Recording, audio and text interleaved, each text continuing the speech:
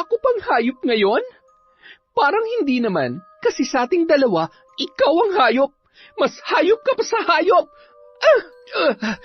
Anong kasalanan ko sa'yo para gawin mo sa akin to? Pakawalan mo ako dito. Tingnan mo ako na maayos. Tingnan mo ang bunga ng kademonyohan mo. Ngayon mo sabihin na wala kang kinalaman sa lahat. Akala mo na matay ako ng gabing yon? Hindi pinahintulot ng Diyos dahil ako ang bukod-tangi nakakaalam sa lahat ng mga ginawa mo. Wala kang awa at lalong wala kang kwentang ama.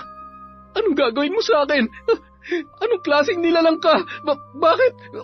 Wag! Tama na! Demonyo ka! Aba, syempre naman. Alam mo, Dario, kailangan ko kasing higitan niyang kasamaan mo para masigurong tuluyang mapuputol ang sungay mo. Malas mo lang dahil hindi ako mahinang nilalang na katulad mo. Isa akong mambabarang, makapangyarihan. Kaya anumang oras at anumang gusto kong gawin sa'yo, magagawa ko, Dario. Taon 2009, Quezon. Bandang 5:00 ng hapon, karga-karga ni Joel ang isang sanggol. 1 linggo pa lamang mula nang ipanganak yon ng kanyang kinakasama na si Sandra. Isinasayaw-sayaw niya yon habang pinapatahan sa pag-iyak. Pwede ba patahanin mo nga yan? Rinding-rindi na ako sa kakaiyak niyan. Nasaan na ba kasi yung mga susundo dyan? Ang usapan kaninang umaga pa nila kukunin yan. Hay! Sigurado ka ba talagang ibebenta mong sarili mong anak? Paano kung balikan ka ng magaling niyang tatay at hanapin ang bata? Anong sasabihin mo? Asa ka pa? Hindi niya nga ako pinaniwalaan na siyang tatay ng batang yan eh. Hanapin pa kaya? Tsaka, problema ba yon? Madali lang naman sabihin na namatay yung anak niya. Nakunan ako. Ano man ang gusto ko sa lintik na batang yan, gagawin ko. Para lamang magkaroon ng pakinabang yan sa buhay natin. Hay, ilang buwan akong nakatenga at hindi makarakit na maayos dahil sa pagbubuntis. Makabawi man lang sa gastos at marami akong gustong bilhin. Pwede naman kasi nating alagaan at palakihin na lang ang batang to. Tanggap ko naman kayo pareho. Mahal kita at kaya ko rin mahalin at alagaan ang batang to. Alam mo, mahal din naman kita eh, pero minsan, nabibwisit na rin ako kung paano ka mag-isip. Sa klase ng trabaho na meron tayo, sa tingin mo makakatulong kung may bata tayong aalagaan at palalakihin? Ay, lalo sumasakit ang ulo ko sa'yo. Ay, teka nga, kumakahul ng mga aso sa labas, baka nandyan na sila.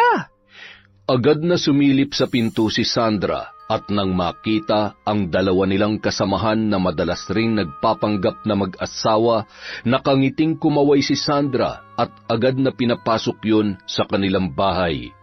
Nagmamadali namang kinarga ng babae ang bata at pinisilang ilong ng sanggol na animoy tuwang-tuwa.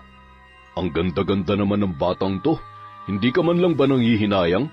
Kapag nakuha na to ng iba, hindi ka na magkakaroon ng pagkakataon na... Hay, ang daming sinasabi. Ano bang pinunta nyo dito?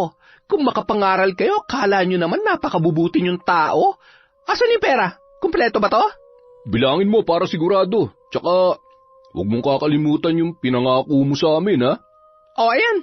Sige na. Umalis na kayo. Napailing-iling na lamang ang dalawa na halos hindi makapaniwala na kaya niyang ibenta ang sarili niyang anak. Mahigit 5 taon na silang miyembro ng sindikato na nagbebenta ng mga bata.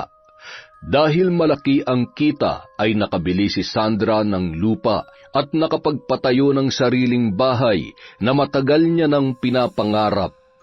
Nang mabuntis siya ng una niyang kasintahan na mayroon ng pamilya, ay si Joel na ang nag-alaga sa kanya, hanggang sa siya ay makapanganak.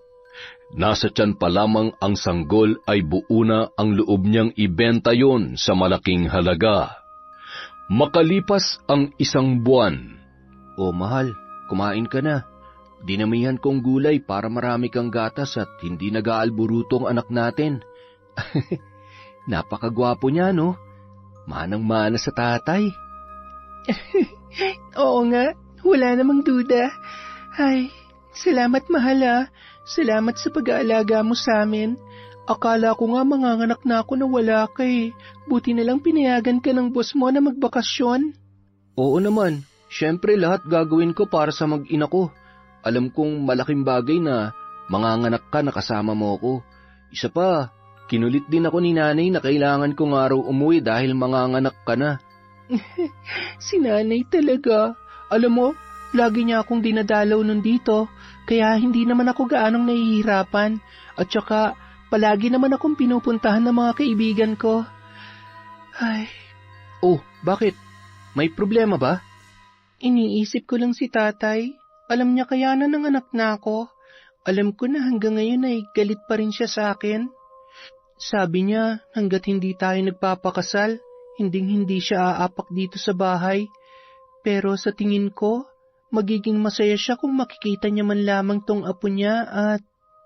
Hindi pa man natatapos sa kanyang sinasabi, ay napalingon si Amara sa may bintana nang magkahulan ang mga alaga niyang aso. Patakbo yung lumabas at agad na niyakap ang kanyang tatay Tino. Tay, buti naman at dumalaw kayo. Akala ko po hanggang ngayon ay galit pa rin kayo sa akin. Miss na miss ko na po kayo, tay. Nandito ako para sa apo ko, hindi para sa nanay niyang matigas ang ulo. Ay. Tatay naman, hanggang ngayon galit pa rin po kayo sa akin. Lasan yung mabait mong... Tay, kayo po pala. Mano po? Tsaka ka na magmano kapag nagawa mo ng pakasalan ng anak ko. Anong plano niyo? Habang buhay kayong magbabahay-bahayan dito? Nag-iipon pa po kami at saka uunahin po namin yung pangangailangan ng bata. Ilang beses ko na bang narinig sa iyo yan?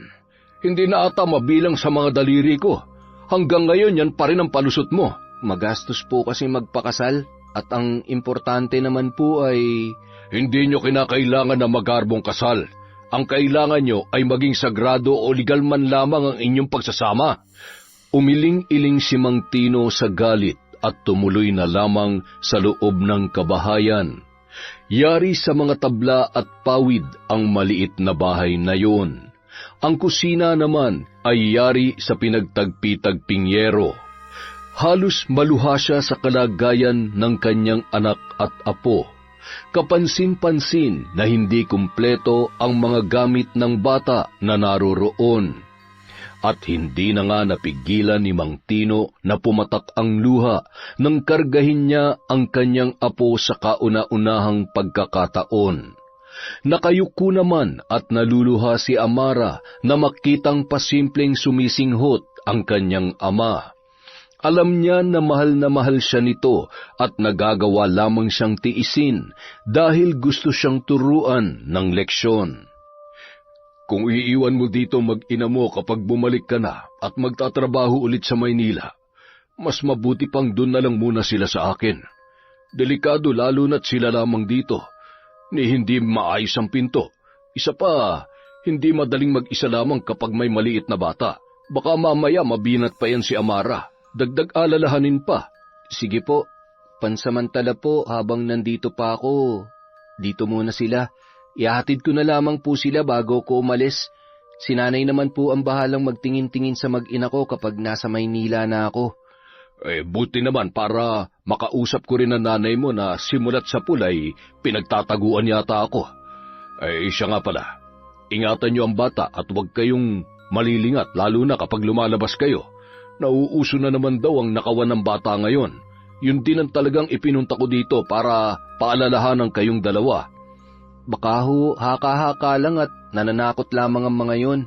Sa mga pelikula ko lang ho napapanood ang ganyan. Isa pa, dadayo pa po ba sila dito para manguha ng sanggol? At ano naman pong gagawin nila sa mga bata? Dagdag alagain lang yan sa kanila. Abay, malay ba natin? Kung ano man ang dahilan nila, sigurado na may kinalaman sa pera. Sa dami ng nagkalat na sindikato sa Maynila man o sa mga probinsya, talagang delikado kung magpapabaya ka. Hindi na rin gaanong nagtagal si Mang Tino. Matapos kausapin si Amara at si Dario ay nagpaalam na ang matanda. Inihatid pa yun ni Dario sa may tarangkahan ng kanilang bahay. Ay, kahit kailan talaga, masyadong pakialamerong matandang to. Para naman laging... Ay, Pagpasok sa bahay, pinagmasdan niya si Amara na masayang kinakausap ang kanilang anak. Nang tumunog ang kanyang cellphone, ay napalingon naman si Amara sa noon ay seryosong nagbabasa ng text at palabas na sana ng pinto. Oh, saan ka pupunta? Sino nag-text sa'yo? Sa labas lang. Medyo mahina ang signal dito eh. Tatawagan ko lang si nanay. Pinapapunta niya kasi ako mamayang gabi. Mamayang gabi? Iiwan mo kami ng anak mo? Ay, saglit lang naman ako doon, mahal. Huwag ka mag-alala. Magluluto kasi ng ulam si nanay. Kunin ko daw at hindi niya kayang bumiyahe papunta dito. Masakit daw ang paa at tuhod niya. Hindi naman na nag-usisa pa si Amara at nagpatuloy sa pakikipag-usap sa kanyang anak na animoy naiintindihan ang kanyang mga sinasabi. Ayos! Sa wakas, makakahawak na rin ng malaking pera. Sigurado matutuwa si nanay. Buong maghapong inasikaso ni Dario ang kanyang mag-ina at nilinisan ang buong paligid na marami-rami na rin ang mga gumagapang na damo. Mula nung mabuntis niya si Amara ay itinayo niya ang munting bahay na yon dahil nga hindi maaaring patirahin ang babae sa bahay nila ng kanyang nanay Dingding. Samantala, sakay ng kotse papunta sina Sandra at Joel sa Karatig Lalawigan upang maghanap ng bagong biktima. Doon ay may mga kontak na sila upang mapadali ang kanilang trabaho. Hay, traffic na naman! Anong oras na naman tayo makakarating sa bahay ni Tia Dingding? Ay, ang layo-layo pa naman nun at napakadilim ng daan. Ay, puro ka naman reklamo eh. Ang importante, makakarating pa rin naman tayo. At ang mas mahalaga, dala natin yung bata pabalik dahil kung hindi, malilintikan tayo kay boss. At syempre, sayang din naman ang kikitain natin. Mas galingan pa natin sa trabaho at next week, magbabakasyon tayo. Masyado na tayong busy nito nakaraan. Namimiss ko nang mag-shopping at gusto kong bumili ng bagong bag. Bagong bag na naman? Ano na naman ang gagawin mo sa... Bagong bag? Lalagyan ng bata. Happy? Happy? Ay, parang gusto ko na rin bumili ng bagong kausap, bagong boyfriend din sana. Baby naman, masyado ka naman. Nagtatanong lang naman ako eh. Mag-drive ka na nga lang. Matutulog na lang muna ako at baka lalo lang uminit ang ulo ko. Gisingin mo na lamang ako kapag malapit na tayo, ha? Ay, napakaganda at napakabait naman talaga ng baby ko kapag tulog. Samantala, nasa kalsada at nagwawali si Aling Dingding habang nakikipagkwentuhan sa kanyang kapitbahay nang saktong dating naman nina Joel at Sandra. Ay nako, ang mga bisita ko. Buti naman at hindi kayo inabot ng gabi sa daan. Hi, hello Tia Dingding, kumusta po? Okay naman ako, Iha. Pumasok na tayo't yung mga mata ng mga kapitbahay ko ay talaga namang... Napakaganda naman talaga ng pamangkin ko. Ay, teka, sino tong kasama mo? Driver mo? Boyfriend po ako ni Sandra. Ah, talaga? Hindi ka naman nabibigla sa mga desisyon mo, pamangkin. Kayo talaga, Tia. Masyado naman kayong palabiro. Si Dario ho. Ah, si Dario baka mo. Maya-maya ay nandito na yon. Huwag kayong mag-alala at sigurado makakagawa yun ng paraan para makuha agad ang bata. Aalis din ba kayo agad? Ay, napaka-busy po namin ngayon. Kaya pagdating nila, aalis na rin po kami. Sinabi ko naman sa kanya ang mga dapat gawin kung paano niya makukuha ang bata na hindi namamalaya ni Amara. Isa pa, hindi naman na ito bago sa kanya. Ilang beses na nating nagawa to kaya siguradong malabong pumalpak ang anak ko sa pagkakataong ito. Ay siya, doon muna tayo sa kusina para makapaghapunan na. Mukhang isang linggo nang hindi kumakain tong driver mo ay itong boyfriend mo pala. Lintik na matandan to ah. Magkamag-anak nga sila ni Sandra. Parehong tabas ng dila. Bah, napakarami naman ho na niluto nyo. Talaga namang pinaghandaan yon dating namin. Hindi ko nga masyadong napaghandaan dahil hanggang ngayon ay gulat na gulat pa rin ako sa pagmumukha mo. Si Tia talaga. Nung mga sandaling yun, katatapos lamang maghain ng hapunan ni Dario at agad na rin namang kumain si Amara. Dapat sinabayan mo na ako. Ayos lang. Makita lang kitang busog ay masaya na ako. Sige na, kumain ka lang dyan. Babantayan ko muna ang anak natin. Baby, bakit umiyak ang baby namin na yan, ha? Kumakain lang si Mama. Nagugutom ka na naman ba? Masaya namang pinakikinggan ni Amara ang kanyang asawa nung mga oras na yun. Napakaswerte ko pa rin kahit na hindi man marangya ang buhay ko ngayon. Maswerte pa rin naman ako dahil mahal na mahal ako ni Dario, pati na rin ang anak namin.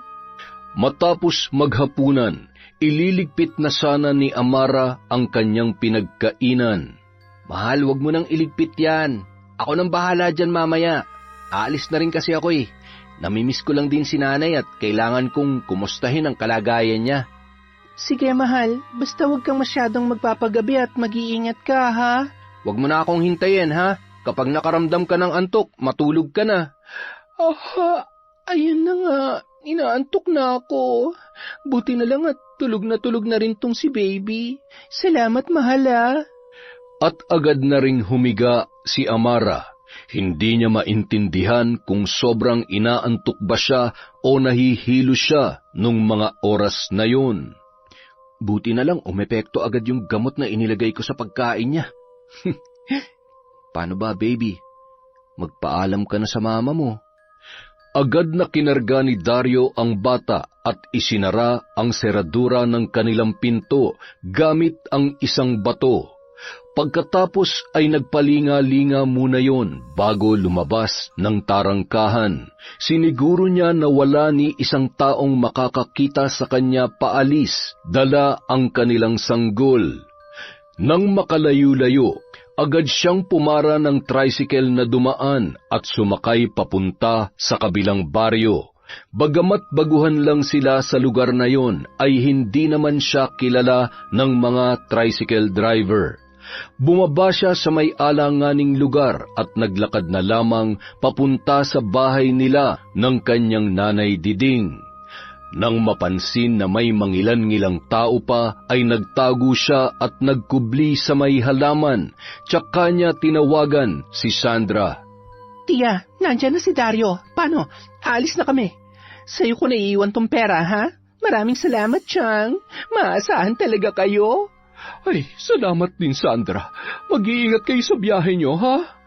Nagmamadaling sumakay ng kotse sina Joel at Sandra habang abala naman sa pagbibilang ng pera si Aling Diding. Nang dumating sa lugar kung saan naroon ang mag-ama, ay madali ang binuksan ang kotse at iniabot yon kay Sandra. Pagkasara lamang ng pinto ng sasakyan ay pinaarangkada na ni Joel ang kanilang kotse kasabay ng malakas na pag-iyak ng sanggol. Ay, lintik! Napakaiyakin naman pala ng batang ito. Ay, tumigil ka nga sa kakaiyak. Makakatikim ka na sa akin eh. Ay, ano ba naman at pati bata ay papatulan mo. Kargahin mo na maayos at timplahan mo ng gatas. Sigurado nagugutom lang yan o naramdaman niya na malayo siya sa kanyang nanay. Whatever, magmaneho ka na nga lang dyan. Ay, oo na, titimplahan na kita ng gatas. Ay, nakakairita, kaya ayaw ko mag-alaga ng bata eh. Oo, at kaya ibinenta mo na lamang yun sa'yo. May sinasabi ka ba? Wala naman. Samantala. Nay! Yuhuu! Dario, anak, tuloy ka. Tingnan mo, ang dami nating pera. Nagugutom na nga po ako eh. Itabi niyo lang po muna yung party ko ha. Itago niyo lang at mahirap na. Baka makitaan pa ako ni Amara ng malaking halaga. Magtaka pa yun. Ay, uuwi din ako maya-maya. Siguro naman, magigising na siya. Konti lang naman yung inilagay kong, alam niyo na. Napakagaling mo talaga, anak. Anong plano mo pagkatapos ng lahat ng ito? Ako na po ang bahala. Ako pa ba? Teka, ang dami nito ah. Ayos, makakain na nga muna. Sabayan niyo na ako, Nay. Huwag niyo nang bilangin ng bilangin yan at baka mahilo lamang kayo. Ilang buwan din nating hinintay to, anak. Ang tagal kong hindi nakahawak ng ganito kalaking halaga. Pagkatapos kumain ay naglagay pa ng 2 putahe ng ulam si Aling Diding sa sisidlan na dadalhin ni Dario pauwi. Bandang 10:00 na ng gabi nang makarating yon sa kanilang bahay. Nag-aalala ang muka at paulit-ulit na ginigising ang kanyang asawa. Nang maramdaman ni Amara ang diin at tapik ng kamay ni Dario ay tsaka lamang yon napabalikwas at pilit na inintindi ang sinasabi ni Dario na noon ay mataas na ang boses. Ano ba nangyayari sa'yo? Nasaan ang anak natin? Nang maunawaan yon ng babae ay bigla na lamang nanlamig ang buo niyang katawan at tiningnan ang nakalatag na kumot na higaan ng kanilang anak. Nasaan ang anak ko? Ikaw nga ang tinatanong ko, mahal naman. Umalis ako, nakasara ang pinto. Pagdating ko, sira na yung seradura at bukas na. Tapos wala si baby. Nasaan siya? Nasaan ang anak natin? Hindi ko alam. Hanapin ko anak ko. Sandali lang. Hanapin ko siya. Baby! Hindi pwede mawala ang anak ko. Amara?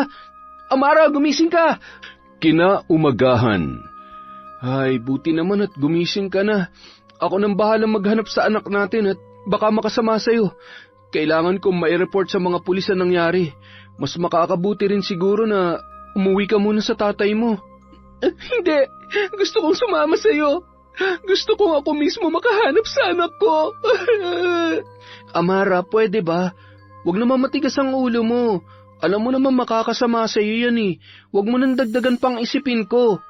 Sa totoo lang, hindi ko na alam kung anong gagawin ko eh. Kung bakit ba naman kasi? Sinisigawan mo ba ako? Sinisisi mo ba ako sa nangyari, ha? Alam mo, hindi itong tamang panahon para mag-away tayo. Makinig ka na lang muna sa akin. Nakikiusap ako sa'yo. Ang anak ko. Nang araw ding yon, nagrenta si Dario ng sasakyan para maihatid si Amara sa baryo kung saan nakatira ang kanyang tatay. Ikaw nang bahalang kumausap kay Tatay Tino. Pangako, hahanapin kong anak natin, kaya huwag ka na mag-alala pa. Mahal na mahal kita, Amara. Hindi mapigilan ni Amara ang pagpatak ng kanyang luha habang nakasakay sa tricycle at nakatanaw pa rin sa kanyang kumakaway na kinakasama na si Dario. Ay, bye Amara. Sa wakas nabawasan na rin ang alalahanin ko. Kailangan ko mag-isip ng paraan para wala kang katiting na dahilan man lamang para pagdudahan ako. Galingan mo, Dario. Galingan mo pa. Makapunta na nga lang muna kay nanay. Sa kabilang banda, nang makarating sa bahay nila ay abala sa pagsisiga ng mga dahon ng puno si Mang Tino. Napalingon yun nang marinig ang pagparada ng tricycle sa tapat ng kanilang tarangkahan. Paglingon niya ay nakita niya ang kanyang anak na si Amara na noon ay bumababa ng tricycle. Binitiwan niya ang kalakay na hawak at agad na sinalubong ang kanyang anak. Amara? Ano nangyari? Bakit? Nasaan ang apo ko? Si Dario? Bakit mag-isa ka lang? Sa halip na sumagot ay mahigpit na yakap lamang ang itinugon ni Amara habang humahagulgol sa balikat ng kanyang ama. Pinakalma niya ang anak at iginiya papasok sa kanilang bahay. Tumulong naman ang driver na ibaba at ipasok sa bahay ang mga dalang gamit ng babae. Anak, tumigil ka na sa pag-iyak. Makakasama sa iyo yan. Gusto mo bang mabinat? Sabihin mo sa akin kung ano nangyari. Nasaan ang anak mo? Ay, pinag-aalala mo naman ako ng husto. Nawawala po ang anak namin. Nawawala po si baby, tatay. Nawawala? Paanong mawawala ang apo ko? Dalawa-dalawa pa kayo nagbabantay. Naku, Diyos ko naman, nasan ba yung pabaya mong kinakasama? Wala talaga siyang silbi. Tay, wag po kayo magalit sa kanya. Kasalanan ko po. Iniwan niya kami saglit kagabi at pagkatapos ay mahimbing po ako nakatulog. Pagdating ni Dario galing sa bahay ng nanay niya, sira na yung pinto at nawawala na po yung anak namin. Tapos ano? Anong ginagawa niya? Nireport niya man lang ba sa pulis? Opo, Tay. Nangako siya sa akin na gagawin niyang lahat para mahanap at maibalik sa amin ang anak namin. Tay, tulungan niyo po kami. Hindi ko po kakayanan kung tuluyan siya mawawala sa akin. Ikamamatay ko na mawala ang anak ko, Tay. Ay, Diyos ko, bakit kailangan mangyari ito? Bakit naman kailangan pagdaanan to ng anak ko? Huwag naman sana mapahamak ang apo ko. Huwag ka mag-alala. Tutulungan ko siya maghanap sa anak niyo. Hahanapin ko ang apo ko. Ibabalik ko siya sa iyo, Amara. Matapos maiayos ang mga gamit ni Amara sa kanyang dating silid, ay agad ding umalis si Mang Tino. Lumapit siya sa mga pulis at doon niya nalaman na walang nai-report na nawawalang bata. Kaya naman labis ang pagtataka ni Mang Tino. Pagkagaling sa presinto ay dumiretso siya sa kabilang baryo. Pagdating niya doon ay wala pa rin si Dario. Nakapasok naman siya sa bahay dahil sira na ang pinto. Umupo muna siya at paulit-ulit na iniisip ang kwento ni Amara kung paano nawala ang kanyang anak. Samantala, masaya namang nagkukwentuhan ang mag-ina habang masayang nagiinuman at pinaghahatian ang pera. Akalain mo yun, Nay? Wala siyang kaalam-alam at paniwalang-paniwala siya sa akin. Siyempre naman, ikaw yata ang pinakamagaling sa lahat, anak, dahil anak ka ng nanay mo. Sige, Nay, maglalasing at magsasaya tayo ngayong gabi habang iniisip ng pinakamamahal kong si Amara na wala akong tigil sa paghanap sa anak namin. Pagkatapos mag-inuman ng mag-ina, naisipan namang bumalik sa bahay ni Dario. Tulog na noon sa sala ang kanyang inang si Aling Diding, katabi ang pera at ilang bote ng beer na pinag-inuman nila. Sakay ng tricycle ay iniabot niya ang 1,000 sa driver noon. Boss, napakalaki naman nito. Wala ka bang barya? Barya? Ayoko ng barya. Sige na, sa'yo na yan. Agad siyang pumasok sa sira-sira nilang tarangkahan at pasuray-suray pa rin na naglakad papasok sa loob ng bahay. Ay, sa wakas matatakasan ko na rin ang bulok na bahay na to. Lintik na buhay ito. Akalain mo, pinagtiyagaan ko to para lamang sa batang yun. Napalunok-laway na lamang siya nang biglang nakita ang nakatayong lalaki sa kanyang harapan. Hayop ka! Ang kapal ng mukha mo! Nagagawa mo pang maglasing at umasta na parang walang nangyari? May kinalaman ka ba sa pagkawala ng apo ko? Ha? Saan mo siya dinala? Sumagot ka! Tay, tama na! Ano bang sinasabi niyo? Sinungaling ka! Alam ko kung ano narinig ko kanina. Isa pa, hindi totoong hinahanap at nag-report ka sa mga pulis, kaya hindi mo ako maiisahan. Nakakarami ka na talaga. Ang tagal ko na nagtitiis sa'yo. Ano naman ngayon kung may kinalaman ako sa pagkawala ng anak ko? Ha? Anak ko naman yun ah! Anak ko! Ayaw mo ba nun? Wala ka ng ibang aalagaan kundi yung anak mong saksakan ng uto-uto. Bitiwan mo ako! Hayop ka! Papatayin kita! Ibalik mo sa akin ang apo ko!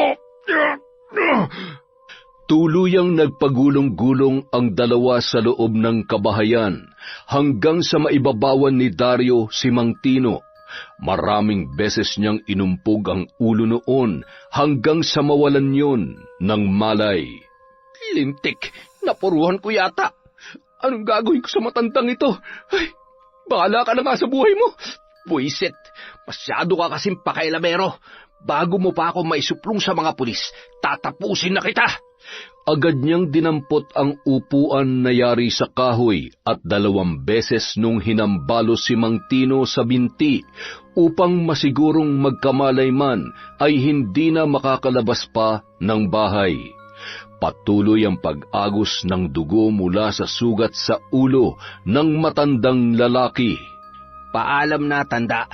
Pasensya ka na, pero magiging abo ka na lang kasama ng sikretong, alam mo na.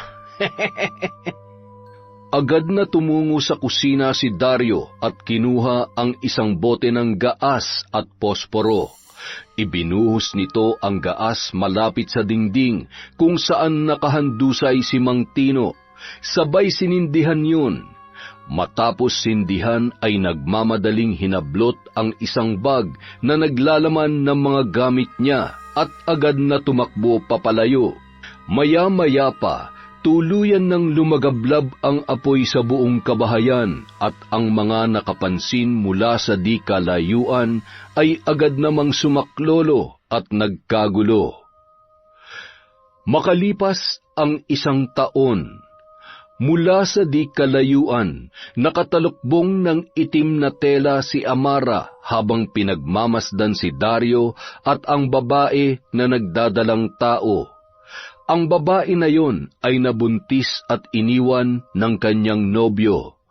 Upang malayang maisagawa ang plano sa batang nasa sinapupunan nito, niligawan ni Dario ang babae at nangakong paninindigan at aakuin niya ang responsibilidad bilang isang ama. Napakagaling mo talagang hayop ka. Natuntun na rin kita sa wakas. Sisiguruhin ko na hindi ka na makakatakas pa. Ito na ang simula ng ating pagtutuos. Ako mismo ang puputol sa sungay mo. Lahat na may kinalaman sa pagkawala ng anak ko at sa nangyari kay tatay, sisiguruhin kong magbabayad. Hindi ka pa nga nakakapagbayad sa kasalanan mo. May bago ka na namang binibiktima. Mula nung araw na yon, patuloy niyang minamanmanan ang bawat kilos ni Dario, maging ng ina nito. Isang gabi, Anak, kumusta ka? Kailan daw manganganak si Lisa? Sabi ho ng doktor, posibleng lumabas na ang bata ngayong darating na linggo. Ay, masama po bang pakiramdam nyo, Nay? Mukhang palala ng palala ang ubo nyo, ah. Ayos lamang ako. May binili naman na pati akong gamot para dito. Ilang gabi na rin kasi akong hindi pinapatulog ng ubo at ewan. Hindi rin ako dinadalaw ng antok. Siya nga pala, anak, may nakita akong bagong lipat sa may malaking bahay na paupahan doon sa may kanto. Maganda, sexy at napakaputi, kaya lang ay laging nakatalukbong ng tela at kung minsan naman ay nakapayong ng kulay itim. Hindi ko malaman kung mahiyain ba o nagdadalang tao.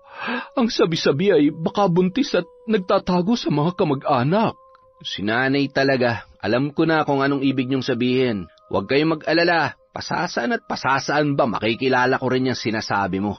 Siya naman ang aasikasuhin ko pagkatapos manganak ni Lisa. Siya nga pala. Tumawag si Sandra kanina. Sa darating na linggo ay pupunta na raw sila. Ang sabi niya ay mamamasyal daw muna at magpapahinga sila habang hinihintay yung bata na ibebenta natin. Ang sabi niya pa ay binilhan niya raw ako ng mamahaling damit at saka bag. Yan talagang pinsan mo, hindi nakakalimot. Nakakatuwa naman. Paano makakalimot dahil sa atin kaya lalo siyang yumayaman? Hayaan mo na't kung hindi rin naman dahil sa kanya ay hindi natin mararanasan ang buhay na meron tayo ngayon. Taon-taon na lumilipat sa bahay na ganito kaaliwalas. Puno ng pagkain ng ref, may pambili ako ng alak, at higit sa lahat ay may pantaya sa sugal. Ayaw ko na rin bumalik pa sa pagiging komadrona at tumatanda na ako.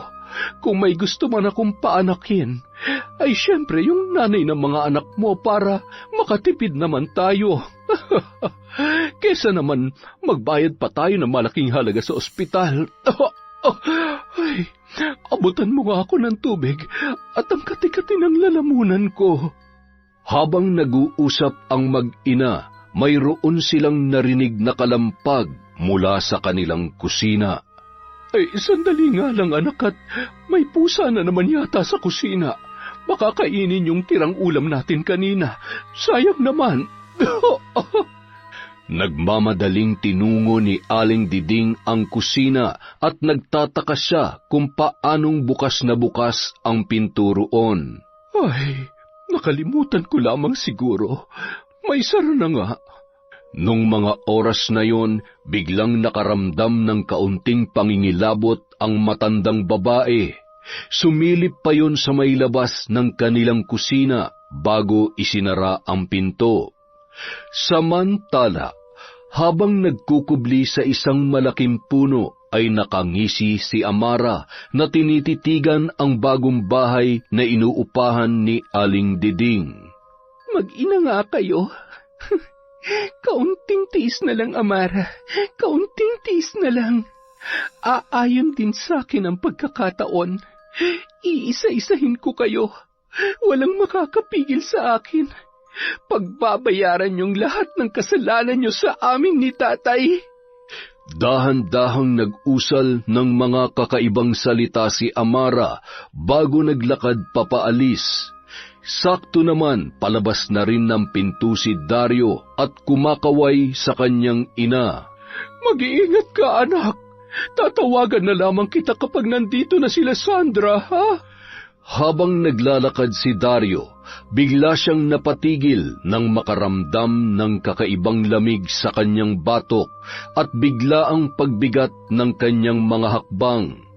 Tumigil muna siya at nagpalinga-linga sa paligid.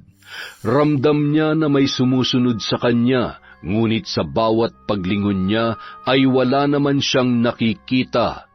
Napabuntong hininga na lamang yon at biglang napasigaw nang biglang kumirot ang kanyang batok. Nay! Tulong! Oh, Dario! Dario, anak! Anong nangyayari sa'yo? Napasalampak na lamang sa daan ang binata at nakahawak sa batok habang namimilipit sa sakit. Ano bang masakit sa'yo? Kumapit ka sa braso ko. Kaya mo bang bumangon, anak? Nahihilo po ako, Nay. Nandidilim po ang paningin ko. Hindi ko po kayang bumangon. Mga kapitbahay, tulong! Tulungan niyo po kami! Agad namang tumakbo ang dalawang lalaking nakatambay sa labas ng isang tindahan nang marinig ang paghingi ng saklolo ni Aling Diding. Binuhat nila si Dario hawak ang magkabilang braso at inalalayang makapasok sa loob ng bahay. Dinala nila yon sa kwarto at agad na ring nagpaalam sa mag-ina. Labis naman ang pasasalamat ni Aling Diding sa dalawang lalaki. Samantala, nang mga sandaling yun ay nakatanaw naman si Amara sa dalawang lalaki na tumulong kay Dario. Ay, sa susunod na mga ilangan kayo ng tulong, sisiguruhin ko na wala na isang tutulong sa inyo. Dito sa bahay na to magsisimula ang kalbaryo ng buhay ninyong mag-ina. Hindi ko nahayaang may iba pang mangungulila sa kanilang anak dahil sa kahayupan ninyo. Nagpatuloy na sa paglalakad si Amara habang nakangisi at iniisip ang susunod na gagawin sa gabing yon. Pagdating sa kanyang inuupahang bahay ay agad niyang isinara ang pinto at tumungo sa kanyang silid. Doon ay kinuha niya ang isang itim na bag na naglalaman ng kanyang mga kagamitan sa pambabarang. Ngumisi si Amara habang hinihimas ang aklat ng karunungan na kanyang minana. Ang pamilya ng kanyang ina ay angkan ng mga albularyo at mambabarang. Iba mang paraan ang pinili ng kanyang nanay kung paano gagamitin ang aklat ng karunungan, ay siniguro nitong gagamitin lamang yon kung kinakailangan. Bago binawian ng buhay ang kanyang ina, ay itinuro niya kay Amara kung paano gagamitin ang aklat at mga kagamitan na iniwan nito sa kanya. Mula kasi nang isilang niya ang kanyang pinakamamahal na anak, ay napapangitana nito ang magiging kapalaran ni Amara. Ngayon naiintindihan ko na po, Nanay, kung bakit kailangan kong matutunan ang lahat ng ito. Kailangan kong yakapin ang itim na kapangyarihan, kahit kalahati ng pagkatao ko ay pilit yung tinatalikuran. Kailangan ko magpatuloy sa buhay at manatiling matapang. Alam ko na maling magpaalipin sa galit at kasamaan, ngunit kapag nagpatalo ako sa konsensya ko, magiging malaya ang walang pusong taong katulad ni Dario at ng nanay niya. Muli yung tumayo at kinuha ang isang bag na naglalaman ng duster na palihim niyang kinuha sa sampayan ng babaeng bagong biktima ni Dario. Inilatag niya yon sa sahig at sinindihan ang isang puting kandila. Hinagka ng aklat ng karunungan bago inilapag yon sa sahig. Ibinuka niya ang kanyang kamay at nagsimulang bigkasin ng paulit-ulit ang mga kakaibang salita hanggang sa maramdaman niya ang mainit na ihip ng hangin at pagpatak ng kanyang butil-butil na pawis habang isinasagawa yon. Itim na kapangyarihan, ako'y pagtibayin. Pakinggan ang bawat bulong ko sa hangin. Ako ang kanya magsisilbing anino, dugo sa dugo, buhay sa buhay. Sa katawan niya ako'y mananahan upang ang isipan niya'y maliwanagan at mailigtas ang bata sa nagbabadyang kapahamakan. Sa kabilang banda, nang mga oras na yun ay mahimbing na natutulog ang babaeng buntis. Bigla na lamang niyang naramdaman ang mainit na ihip ng hangin na dumadampi sa kanyang balat, kasabay ng pag-angat ng kortina sa bintana na yari sa pinagtagni-tagning kawayan. Halos naliligo na sa pawis ang babae habang nananatiling nakapikit ang kanyang mga mata. Hindi niya maunawaan kung bakit hindi niya magawang maimulat yon. Mahigpit na napahawak sa kumot na sapin sa kanyang higaan upang pigilan ang puwersa na animoy gustong pumasok sa kanyang katawan. Paulit-ulit niyang naririnig ang pabulong na boses na tumatawag sa kanyang pangalan. Maya-maya'y bumangon yon at nakangising pinagmasdan ang buong paligid. Nagmamadaling nag-impake ng kanyang mga gamit at lumabas sa bahay. Palingon-lingon siyang naglalakad papunta sa may kalsada at nagbabaka sakali na may dumaan na tricycle na kanyang masasakyan papunta sa kanyang pupuntahan. Maya-maya, tumigil ang isang tricycle sa kanyang tapat. "Sumakay na ho kayo. San po ba ang punta ninyo? Gabing-gabi na, buntis pa kayo. Dapat hindi na kayo lumalabas ng alanganing oras." Ngumisi na lamang at malumanay na sinabi kung saan siya pupunta, sabay sumakay sa naturang tricycle. Nang makarating na sa paroroonan ay nakangiting inabot ng babae ang pamasahe, sabay sumenyas na wag nang suklian yon.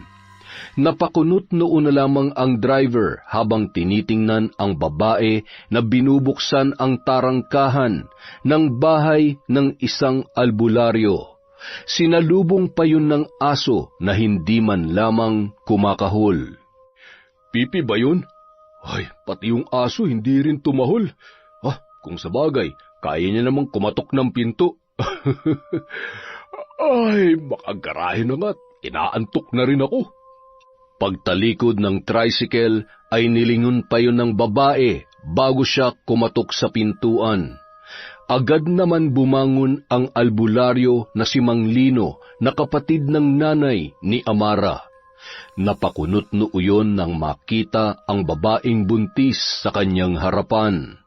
Teka, sino ka? Paano kang nakapasok ng hindi man lamang tumatahol yung aso ko?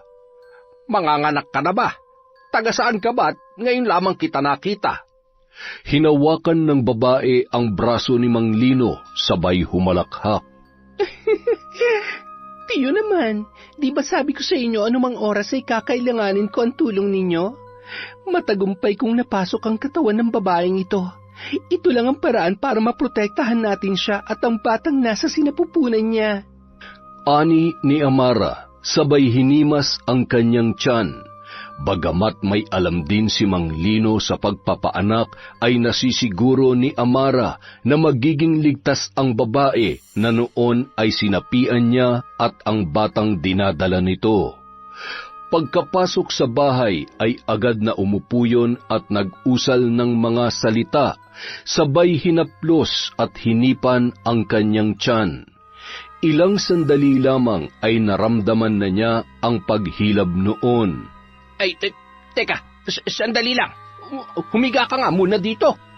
Mabilisang kinuha ni Mang Lino ang mga gamit sa pagpapaanak. Ilang minuto lamang ang hinintay nila bago tuluyang lumabas ang sanggol. Muling nanumbalik sa isipan ni Amara ang unang beses na nakita niya ang kanyang nawalang anak nang isilang niya yon. Kasabay ng pag-iyak ng sanggol ay ang paghagulgol ni Amara. Pinaghalong sakit at tuwa na sa muling pagkakataon ay naranasan niyang makahawak ng bata. Hinagkan niya sa pisngi ang bata habang patuloy sa pagpatak ang kanyang mga luha. Hinding-hindi ka mawawalay sa nanay mo. Hindi ka matutulad sa anak ko. Kung alam lang nila kung ano ang ninakaw nila sa akin. Dahil sa pera ay pinagkait nila sa akin ang pagkakataon na maging ina at makasama ang aking anak. Tiyo, kayo na po ang bahala sa kanila. Ibigay niyo po yung pera at sulat na inabot ko sa inyo nung nakaraan. Sapat na yan para makapagsimula ulit sila. Alam kong hindi magiging madali para sa kanya na tanggapin ang lahat. Sa isang iglap, yung taong akala niya magiging karamay niya ay isang traidor at mapagsamantala. Salamat po, Tiyo.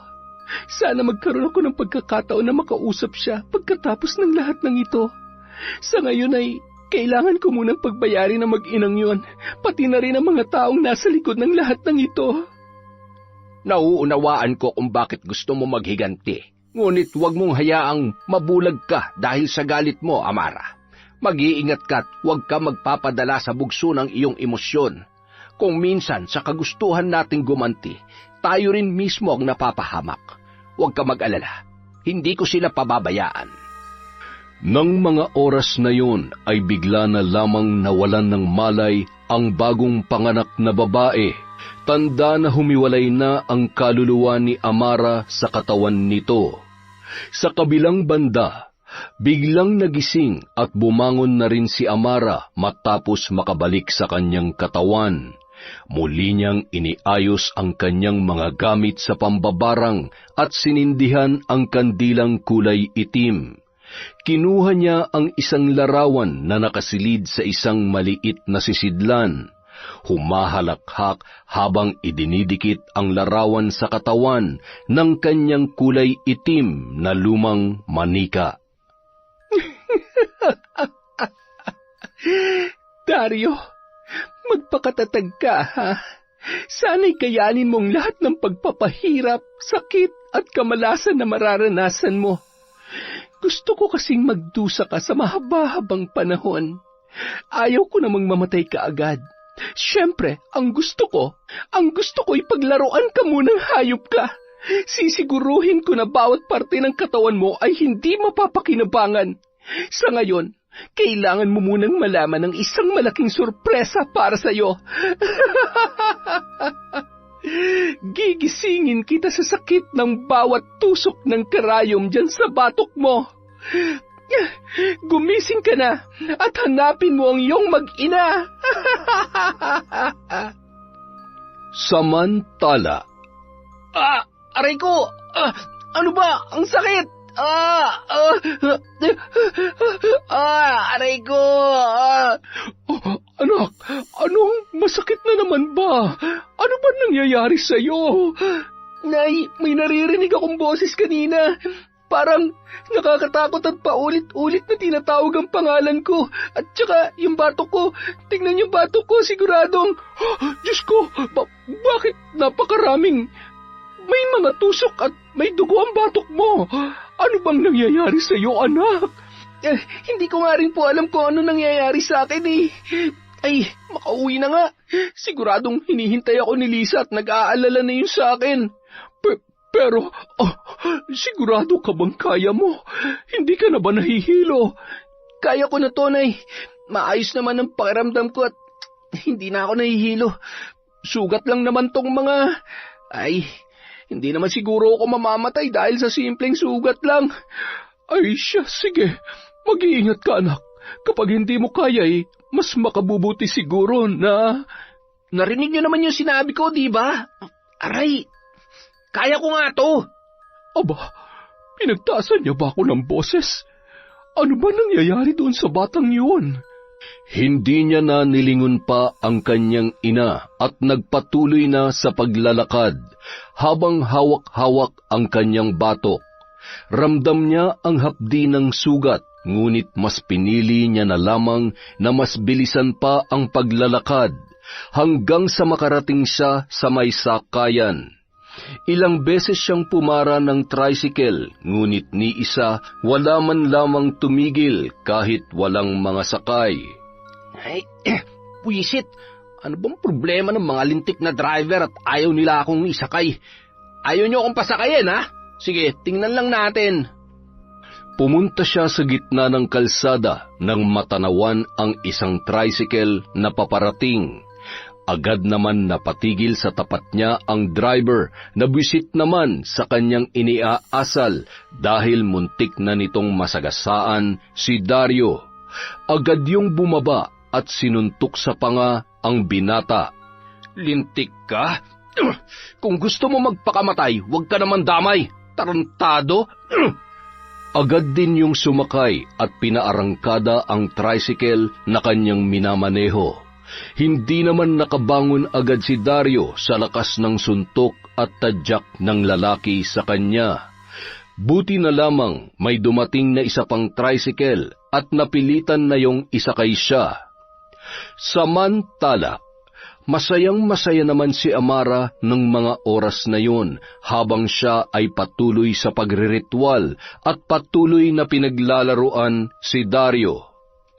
Ngayon, ikaw naman ang gagawin kong saksakan ng tanga at katawa-tawa. Ay, magiging kawawa ka rin. Siya, kailangan ko muna mag-ipon ng lakas. Makatulog na nga. Nang makarating si Dario sa bahay kung saan nakatira si Lisa, ay bigla siyang napatakbo nang makita niyang nakabukas ang pintuan. Mabilis siyang pumasok at tumungo sa kwarto noon. Doon ay nakita niya rin na wala na ang mga damit ni Lisa, pati na rin ang mga gamit ng bata. Napasuntok siya sa haligi ng bahay ng paulit-ulit hanggang sa dumugo na ang kanyang kamay. Hindi pwede. Lintik na yan. Malilintikan ako nito kay Ate Sandre. Hahanapin ko sila. Hindi pwede to. Lisa, nasan ka? Paulit-ulit niyang tinawagan yon. Ngunit paglingon niya ay nakita niya sa katre ang nakapatong na lobat na cellphone ng babae. Dala ng matinding galit ay ibinalibag niya yon sa kama. Umupo siya ng saglit nang biglang tumunog ang cellphone niya. Tumatawag noon si Aling Diding. Anak, tulungan mo ko. Tulungan mo ako. Nay! Ano nangyayari? Puisit, kapag minamalas ka nga naman talaga, oo. Lakad-takbo yung naghanap ng masasakyan pabalik sa kanilang bahay. Nang makarating siya, ay nadatnan niya ang kanyang ina na noon ay mahimbing na mahimbing pa ring natutulog. Nay, ano nangyari sa inyo? Bakit umiyak kayo kanina? May masakit ba sa inyo? Anong sabi mo? Tumawag ako sa iyo? Hindi ko ginawa yun. Bakit naman ako tatawag Alam ko namang... Habang nag-uusap ang dalawa ay agad naman silang napalingon sa cellphone ni Aling Diding. Mayroong tumatawag doon. Nang tingnan yon ng babae ay nakita niya ang pangalan ng kanyang anak. Nanginginig ang kamay na dinampot at akma na sanang sasagutin yon nang biglang inagaw ni Dario sa kanyang ina. Sino ka? Pinaglalaruan mo ba kami? Sino ka? Tanging halakhak ng matandang babae, pati na rin iyak ng sanggol ang kanyang narinig.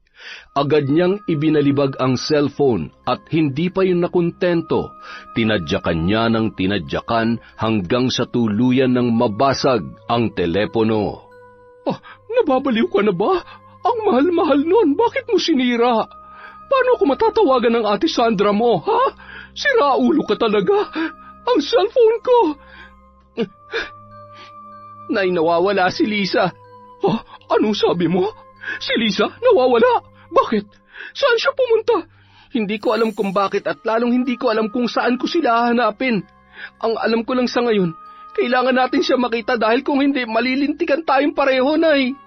Samantala. Oops, hanggang dyan na lamang kayo. Ito na ang tamang pagkakataon para ibigay kung anong nararapat sa maginang ito. Patikim-tikim lang muna. Darating ang araw na pareho kayong mamamaho at uuurin sa loob ng bahay nyo. Ang inyong mga mata ay mananakit sa sikat ng araw. Ang inyong katawan ay mapupuno ng kati-kati at pigsa. Malalaking pigsa na kasing lansa ng kalawanging pera at sandamakmak na nana. Pandidirian nyo mga sarili nyo habang pinagsisisihan ng lahat ng mga kasalanan nyo. Bawat segundo, sakit na walang kagalingan at takot na walang katapusan. Wala ni isang makakarinig sa inyong mga hiyaw. Maging ang isa't isa ay hindi nyo matutulungan. Sa halip na umalis ay tumungo sila sa kanya-kanyang kwarto at isinara ang pinto. Humiga na parang wala sa sarili at agad na nakatulog. Maya-maya, nagising silang pareho nang maramdaman ang pangangapal ng kanilang balat. Pulang-pula ang mga yon at ang kanilang mga kamay at paa ay parang puputok sa sobrang maga at kapulahan. Hindi makabangon at wala ring lumalabas na boses sa kani-kanilang mga bibig. Maya-maya pa, nakaramdam na rin sila ng kirot sa ibang parte ng katawan, pinaghalong kati at kirot ng pausbong na naglalakihang mga pigsa. Ang muka naman nila at leeg ay napuno ng mga paso na mistulang mga barya. Samantala, sa kabilang banda, nilulublob ni Amara ang barya sa sinindihan niyang uling na noon ay nagbabaga. Dinadampot gamit ang isang pansipit at idinadampi sa muka ng isang manika. At sa bawat pagdampi ng nagbabagang barya ay ang pag-agos ng luha at pagbuka ng bibig ng mag-ina na animoy humihiyaw sa sakit. Pagsapit ng araw ng linggo, 5:00 ng hapon nang dumating ang mag-asawang sina Joel at Sandra. Pagbaba pa lamang nila ng sasakyan ay nagbubulong-bulungan na ang mga nakakakita. Kitang-kita sa porma at sa sasakyan ng mga yon ang karangyaan. Hay, bakit ba hindi sinasagot ni Tia Diding ang tawag ko? May tao po ba dito? Baka nariyan lang sa loob. Pumasok na kayo. Hindi ko kasi napansin lumabas nitong nakaraan yung mag-ina. Nako, paano kung tinakasan ka na nung dalawa? Hindi ba't kumuha ng paunang bayad si Tia Diding mo? Patay tayo dyan. Hay, pumasok na tayo para magkaalaman na. Agad na itinulak ang pinto at binuksan ang ilaw. Napakadilim kasi ng buong kabahayan. Ano yun? Ang panghiyat ang baho. Ew! Pagpasok nila sa kwarto ay nakita nila ang itsura ni Aling Diding. Bakas sa higaan ang dugo, ihi, at doon na rin napadumi ang mga yon. dahil sa matinding pagtitiis sa sakit na kanilang naramdaman. Dahan-dahang ibinubuka ni Aling Diding ang bibig at ng mga sandaling yun ay muli siyang nakapagsalita. Kadiri naman, tiya. Ano ba nangyari sa inyo? Umalis na kayo. Papatayin niya kayo. Isang mambabarang ang tatapos sa atin. Pagbabayarin niya tayong lahat. Umalis na kayo. Paano na yung bata? Nasaan yung bata? Hindi pwedeng bumalik tayo na walang dalang. Sabihin niyo, nasaan yung bata? Mambabarang? Oo, siguradong mambabarang nga may gawa nito. Alam ko dahil minsan nang naging biktima ang tatay ko ng mga mambabarang. Halika na, Sandra. Umalis na tayo dito. Gumawa na lang tayo ng paraan. Alis? Hindi tayo pwedeng umalis ng basta-basta lang. Teka, si Dario, siguradong siya makakapagsabi kung nasaan yung bata. Agad niyang tinungo ang kabilang kwarto. Walang pinagkaiba si Dario sa itsura ng kanyang nanay at nang makita ni Sandra ang mga gumagapang na malalaking uod sa katawan nito, ay napatiliyon at nagtatakbo palabas. Pagkalabas nila sa pinto ay isang lalaking matandang baliw ang humarang sa kanila at niyakap nun ng mahigpit si Sandra. Napakabaho mo! Bitawan mo nga ako! Joel, bilisan mo! Umalis na tayo dito! Hindi kayo makakatakas. Nandyan na siya. Magbabayad kayo. Wala na ba matinong tao sa lugar na to? Isinumpa ba lahat ng tao dito at... Sinundan naman ang tingin ng mga tsismosa ang mag-asawa habang nagmamadali at tila ba takot na sumakay sa kanilang kotse. Ano kaya nangyari? Bakit umalis sila agad? Wala ba si Aling Diding at Dario? Umalis ba sila? Sino kaya yun, no? Ang ganda-ganda naman. Mukhang artista at nangangamoy maraming pera. Oo nga, no? Kamag-anak kaya nila? Ay, sa bagay, mukha naman may kaya talagang mga kamag-anak ni Aling Diding. Kita mo naman kapag sumusugal, ang kapal-kapal ng pera sa bulsa.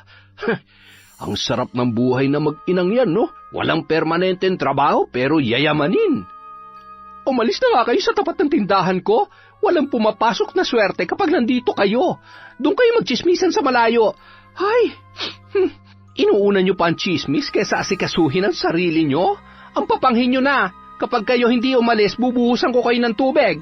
Nakakadiri ang mga bunganga nyo. Agad namang umalis ang dalawa matapos mabulyawan ng may-ari ng tindahan.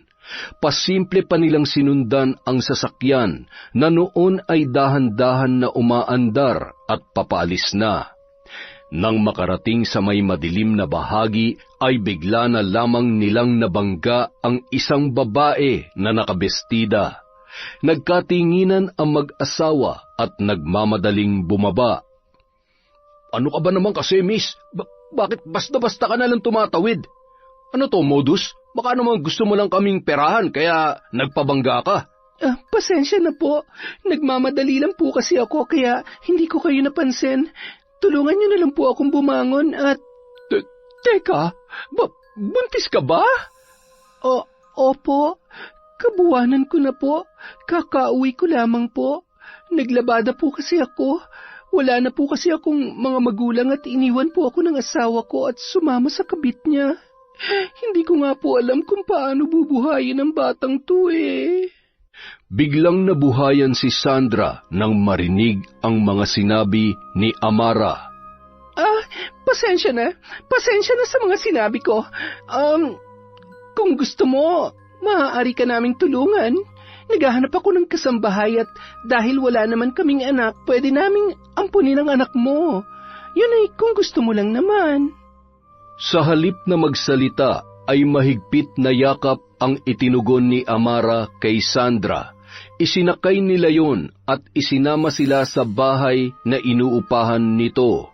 Nagulat naman ang mag-asawa dahil maayos ang kanyang tinitirhan. Buti nakakabayad ka sa upa dito. Ang totoo po, Pinapaalis na po nila ako ngayong buwan. Hindi na po kasi ako nakakabayad. Kain po muna kayo. Pasensya na, sardinas lang ang mayaalok ko sa inyo. Okay lang.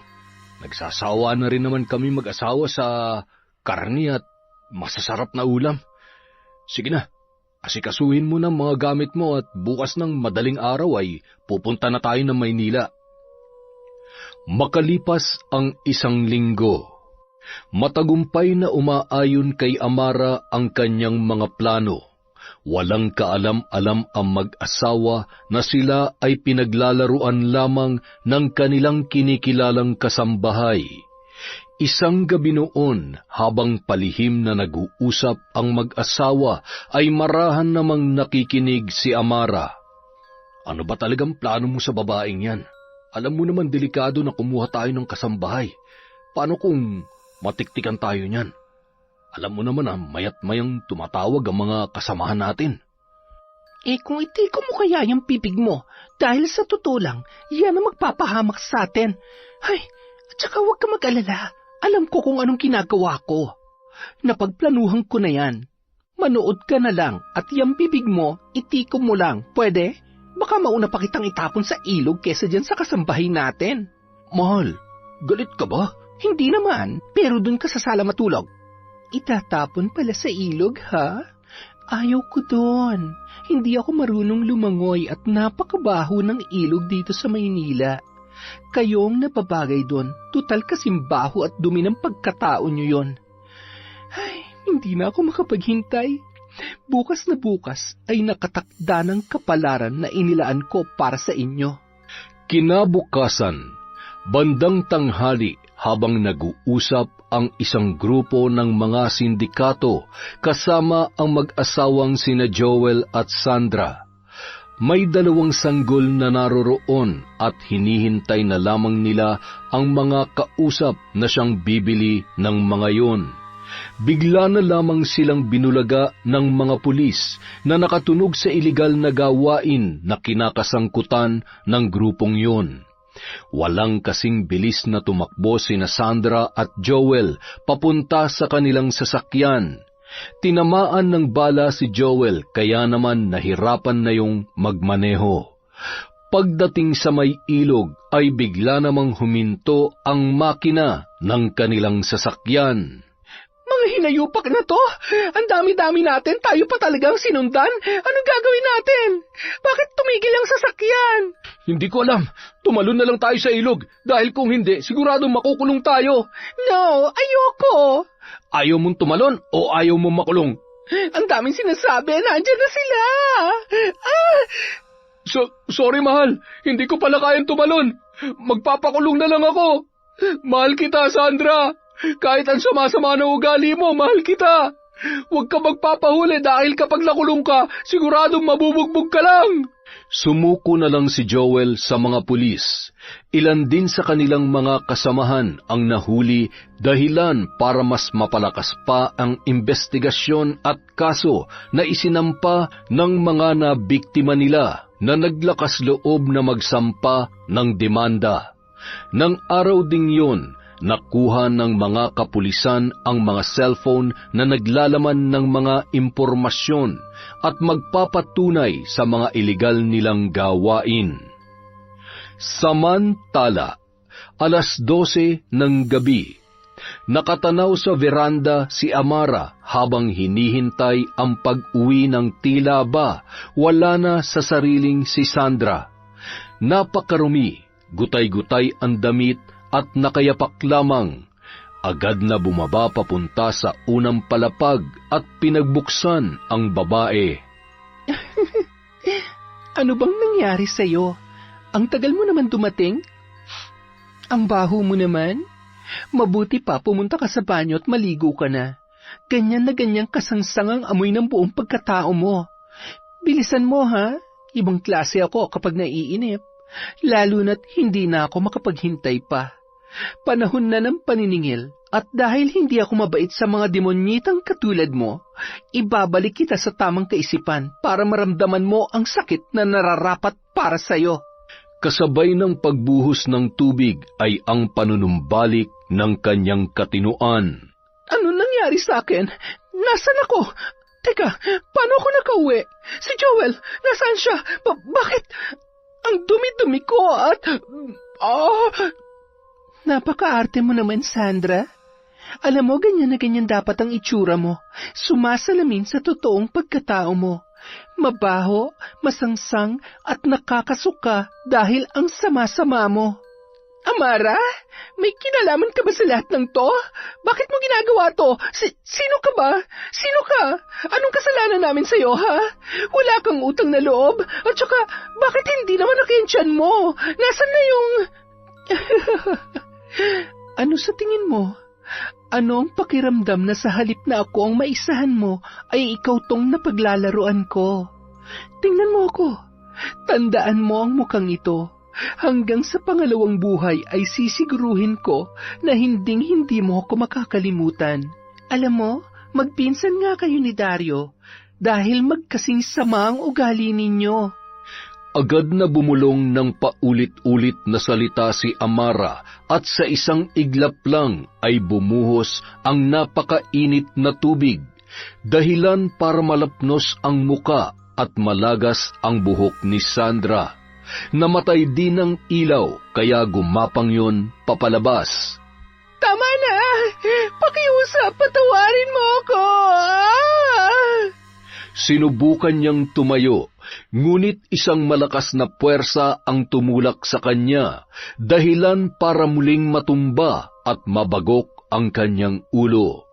Nandidilim ang kanyang paningin kasabay ng pagpatay-sindi ng ilaw at kitang-kita niya si Amara na may hawak na kutsilyo habang humahalakhak at paunti-unting inilalapit sa mukha niya ang kahindik-hindik nitong itsura. Sumigaw yon ng malakas sabay nawalan ng malay. Kinaumagahan, nakahanda na ang gamit ni Amara. Tiningnan niya ang nalapnos na mukha ni Sandra sabay na pabuntong hininga. Animoy nakaramdam siya ng kaunting pagkahabag, ngunit muli niyang pinaalala sa sarili na hindi dapat siya makaramdam ni katiting na awa para doon. Muli siyang bumulong sa hangin at hinawakan ng tiyan ng tulog na si Sandra. Unti-unting lumalaki ang tiyan noon. Napabalikwas yon nang maramdaman na may kung anong gumagalaw sa loob ng kanyang katawan. Bigla niya yung hinawakan dahil pakiramdam niya ay punong-puno na yon. Sumuka ng mga kalawanging barya at may maliit na kadena na pilit niyang iniluluwa. Ano, kaya pa ba, Sandra? Kailangan mo ba ng tulong ko? Ha? Ay, paalam. Bakas na bakas sa mukha ni Sandra ang pagmamakaawa, ngunit agad nang tumalikod si Amara, nabitbit ang kanyang bag palabas ng bahay na yon. Kasabay ng paglubog ng araw, unti-unti ka na ring malalagutan ng hininga. Huwag ka mag-alala dun sa impyerno at magtatagpo ulit kayo ng asawa mo. Matapos ang mahabang biyahe, muling bumalik sa probinsya si Amara upang tapusin ang nasimulang pagpapahirap kay Aling Diding at Dario. Nasa sasakyan pa lamang siya ay pasimple na siyang umuusal ng mga kakaibang salita. Gusto kong masilayan na nagsusumiklab na apoy sa muli nating pagkikita, Dario. Babalik ako sa buhay mo, hindi bilang isang kaaway, kundi kakampi. Samantala, nagulat si Dario nang biglang nawala ang kanyang mga sugat at maging ang pamamaga ng kanyang buong katawan. Dali-dali niyang tinungo ang kanyang ina sa kabilang kwarto. Nakapikit na yon sa dami ng nana at uod sa talukap ng kanyang mga mata. Napakarami ring bangaw na pinagpipiestahan ang mga sugat sa kaliwat kanang binti ng babaeng matanda. Nay, gagaling ka. Kung gumaling ako, siguradong gagaling ka rin. Nagugutom ka na ba? Gusto mo ipagluto kita? Agad siyang naligo at nagpalit ng damit. Halos masuka na rin siya sa kanyang sarili dahil sa nakakasulasok niyang amoy. Pagkatapos ay nagluto yun ng pagkain para sa kanila ng kanyang ina. Habang may nakasalang ay bigla namang humiyaw ang matandang babae at nang marinigan niya yon ay napatakbo siya papunta sa itaas. Pagdating sa kwarto ng kanyang ina ay siya namang pagsabog mula sa kusina. Nay, nasusunog ang bahay natin. Kailangan natin makalis dito. Anong gagawin ko? Hindi kita kayang buhatin, Nay. Huwag mo na akong alalahanin, anak. Iligtas mo ang sarili mo. Mahal na mahal kita. Patawarin mo. Nay! Nay! Humahagulgol at natatarantang dumaan sa bintana habang nagkakagulo na ang mga tao sa labas. Nagpatuloy yon sa pagpupumalahaw habang pinagmamasdan na nilalamon na ng apoy ang kwarto ng kanyang ina. Dario, sumama ka sa akin. Huwag ka nang umiyak. Amara, anong... Sumunod ka lang sa akin, Dario. Meron pa akong sorpresa na inihanda para sa'yo. Nung mga oras na yun, hindi na lumingon pa si Dario sa nasusunog nilang bahay. Wala na siya sa sarili na naglalakad na lamang at sunod ng sunod kay Amara. Sumakay ng tricycle at tumungo sa bahay kung saan naghihintay ang pinakamamahal na ama ni Amara na si Mang Tino. Agad siyang sinalubong noon. Bagamat hirap na hirap pa rin sa paglalakad gamit ang kanyang tungkod. Bakas din ang peklat sa mukha ng tahi ng sugat at nasunog nitong balat. Bakit kasama mo ang hayop na yan? Dahil gusto ko maalala niya lahat ng kahiyupang ginawa niya sa atin, Tay. Lalong-lalo na sa'yo. Ngayon, wala na siyang tatakbuhan. Hinding-hindi niya matatakasan ang kasalanan niya sa atin. Dario, sumunod ka sa akin. Dadalhin kita sa espesyal na lugar na inihanda ko para sa'yo. Sumunod yon sa kanya, at nang makarating sila sa isang kubo, ay agad niya yung itinali at ibinalik sa katinuan. Bakit nandito ako? Amara? Hayop ka? Ano ibig sabihin nito? Ako pa ang hayop ngayon? Parang hindi naman, kasi sa ating dalawa, ikaw ang hayop. Mas hayop ka pa sa hayop. Anong kasalanan ko sa'yo para gawin mo sa akin to? Pakawalan mo ako dito. May amnesia ka? Nabagok ba yung ulo mo o sadyang nagmamaang-maangan ka lang? Pero kung hindi mo na talaga maalala, iisa-isahin ko sa'yo. Sagutin mo ang mga tanong ko at siguraduhin mo na magugustuhan ko ang sagot mo at magsasabi ka ng totoo. Kung hindi, dudukutin ko yung lintik na dila mo at ipapakain ko sa aso. Sabihin mo sa akin, may kinalaman ka ba sa pagkawala ng anak natin? Gawa-gawa mo lang ba ang lahat ng gimmick mo nung gabing nawawala siya? Sumagot ka! Hindi totoo yan. Pinili ko lang lumayo dahil gusto kong makalimutan yung sakit. At ayaw ko na habang buhay kitang sisihin dahil sa kapabayaan mo. Kasalanan ko naman pala. Pasensya na ha. Pasensya na talaga pero grabe, napakagaling. Walang bahid ng katotohanan ang lahat ng inilalabas na salita ng bibig mo. Nagsasabi ako ng totoo. Bakit ba ayaw mo maniwala? Amara, nasaktan lang ako, kaya... Dario, hanggang ngayon ba naman ay gusto mo pa ring utuin ang anak ko? Paano? Tingnan mo ako na maayos. Tingnan mo ang bunga ng kademonyohan mo. Ngayon mo sabihin na wala kang kinalaman sa lahat. Akala mo ba namatay ako nung gabing yon? Hindi yun pinahintulutan ng Diyos dahil ako ang bukod-tangi nakakaalam sa lahat ng mga ginawa mo. Wala kang awa at lalong wala kang kwentang ama. Paano mo nagawa yon, ha? Tao ka ba talaga? Ipinagkanulo mo ang sarili mong anak para lamang sa pera. Tama na! Amara, makinig ka sa akin. Alam mo namang saksakan ang pagkamuhi sa akin ng tatay mo.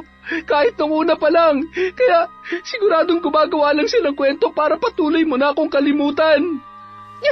Ang kapal ng mukha mo. Tatay ko pa talagang ginawa mong sinungaling? Hindi pa ba sapat ang nangyari sa kanya para tubuan ka man lang ng konting konsensya? Tay, lumabas na po kayo. Ako nang bahalang tumastigo sa lalaking ito. Kapag pinalad ka, ibig sabihin nagsasabi ka ng totoo. Pero kung alam mong nagsisinungaling ka, Dario, kung ako sa'yo, magdasal ka na, tawagin mo na lahat ng santo. Anong gagawin mo sa akin? Anong klaseng nilalang ka? Bakit? Wag! Tama na! Demonyo ka!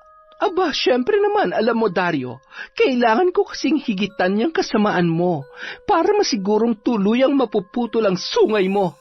Malas mo dahil hindi ako mahinang nilalang na katulad mo.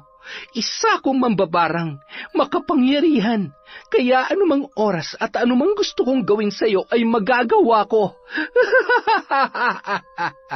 Kasabay ng malakas na mga halakhak ay ang unti-unting pagsiklab ng apoy sa dingding ng munting kubo kung saan nakatali sa isang upuan si Dario. Tingnan nga natin kung totoo ang kasabihan na ang masamang damo raw matagal mamatay. Malay mo naman makaligtas ka sa apoy na yan. Dahil sa pagpupumiglas ni Dario ay natumba siya kasabay ang upuan na nakatali sa kamay at paa niya. Buong lakas niyang kinakalagan ang kanyang paa at kamay. Nang matanggal ang mga yon ay gumapang siya na lumabas sa kubong yon. Napasigaw siya nang biglang bumagsak ang bubong bago siya tuluyang nakalabas. Nang tumayo siya para sugurin ang humahalakhak na si Amara ay napatigil siya nang bigla niyang maramdaman at makita ang napakaraming sugat na animoy nalalapnos ng sunog. Umigsi rin ang isa niyang paa. Hinawakan niya ang kanyang ulo na animoy naguguluhan at napapahiyaw yun sa sakit na kanyang nararamdaman habang hawak ni Amara ang kanyang larawan na nakatusok sa katawan ng manika. Tumakbo ka na, Dario! Tumakbo ka na! Walang direksyong tumatakbo papunta sa gubat at nang makarating doon ay napatakip siya ng tainga nang marinig niya ang malakas na iyak ng mga sanggol. Sumuksok yon sa isang malaking puno na animoy takot na takot. Nang pakagat na ang dilim, bigla siyang nakaramdam ng gutom. Nang makakita ng kuhol ay bigla na lamang yon natakam. Hinuli niya sabay binasag at nilantakan ang laman noon. Nanlalagkit ang kamay sabay dinilaan yon na animoy gutom na gutom. Maya-maya, namataan nun ang isang malaking daga. Hinabol niya yon ng hinabol hanggang sa mahuli ang naturang hayop. Ang kulit mo, ha? Ang sarap. Gusto ko pa. Tatakbo pa sana siya nang biglang makarinig ng kulog at kidlat. Sumiksik yon sa may damuhan na nanginginig sa takot, hanggang sa tuluyan ng bumagsak ang ulan. Nangangatal sa lamig na naghahanap ng masisilungan. Naglakad yon ng naglakad hanggang sa makarating sa isang kubo. Tinanggal ni Dario ang kanyang damit upang patuyuin yon. Humiga sa pahabang upuan at ikinuyom ang tuhod upang maibsan ang lamig na nararamdaman niya nung mga oras na yon. Parang bata na nagbibilang ng daliri at patawa-tawa habang inaalala kung paano niya nahuli ang daga. Tuluyan na siyang nakatulog sa ganoong sitwasyon at muling nagising nang marinig niya ang boses ng kanyang ina. Dario, anak, halika, sumunod ka na sa akin. Huwag kang matakot, hindi naman kita pababayaan eh. Hindi ko kayang pabayaan ka na lamang dyan. Papatayin ka ni Amara. Papatayin ka rin niya, kaya halika na. Sumama ka na sa akin. Dahan-dahang tumayo si Dario at naglakad ng naglakad hanggang sa makarating siya sa may bangin. Napakalalim noon na sa ibabang bahagi ay may malalaking bato. Nay, natatakot ako. Natatakot ako. Ayoko, Nay. Dario! Nandyan na ako. Nandyan na siya, Dario. Dario, kailangan na nating tumalon. Kung hindi...